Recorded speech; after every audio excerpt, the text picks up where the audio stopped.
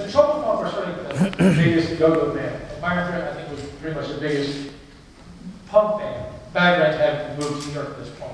And so we, there was a guy named, these two guys from GW, Dave Rubin and Steve Blush. They had put on shows at GW.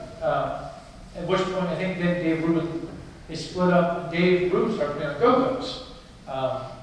And Steve Blush was continuing to do punk shows. He had a thing called Dogfight Productions.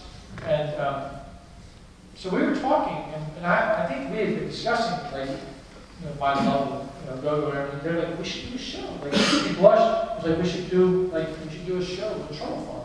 And I thought, incredible, like this idea of doing, like, a go-go band and a punk band. These were two, I think, really valid, honest subculture, scene, like indigenous music scenes that were really of and about Washington, D.C.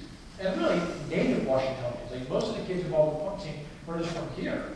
There was some, people had moved in, but by and large, there was people who really were, they weren't passing through, they weren't like college students necessarily. No offense, college students. But so we did this show, so through, like Trouble Funk had a PA. So they said, we can get the sound system, or they were able to provide the PA. And the show itself was largely punk kids. But it was a really funny show because this room was a giant, Lansburg was an old shopping, department store. So the room was a big, empty room. When we got there was no stage, because go-go bands don't need a stage. But punk bands definitely need a stage. Because it was just, there was, I think 1,500 people or 1,000, I don't know, 1,000, 1,500 people came, and we said, like, we have to have a stage. And like, oh, well, why? And we said, we can't, we have to have a stage. So, because the Trouble Funk had already set their gear up on the floor.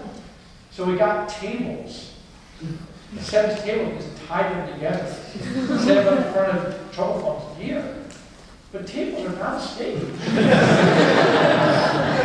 And they don't, and if you have 1,500 people in a room, because the crowd would surge, and the whole table stage was just moving back. And they moved back maybe 6 or 7 feet until it started running into the Trouble Funk gear.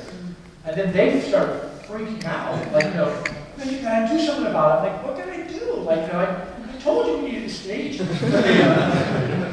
It was a kind of, and also another band that played was a band from Austin, Texas called the Big Boys. And the Big Boys were like a punk band. And so it was kind of a perfect bill. Like they played first, and then we played in Trouble Funk headline. And I would say most of the crowd were punk rock kids. It was totally peaceful. There was like no real hassles or anything. I think it was I didn't know at the time it was our last show. I think that there was a sense that things were not going well, but I don't think any of us really thought it. We didn't announce it as the last show, but in many ways it was the perfect last gig. I felt like it was a connection with the Washington that I actually had a really deep affinity for. And also, I think about the go-go scene that I just wanted to point out that though we weren't able to go to the shows for the most part, the fact that it existed and the fact that they had this really like thriving, vibrant scene was really inspirational for those of us who were in the process of trying to create our own scene. It made it seem like, hey, well, it's certainly possible because you should have gone. The other thing about the go-go thing is that it wasn't just off the country's radar, it was off the city's radar. I remember getting interviewed by the Washington Post in 1981 or something, and the guy would ask me a question. I said, let me ask you a question. I said, why did you write about go-go? I said, because, okay, like punk rock kids, like 30 of us, we dress funny, we run around and get into fights occasionally. I said, that merits an article.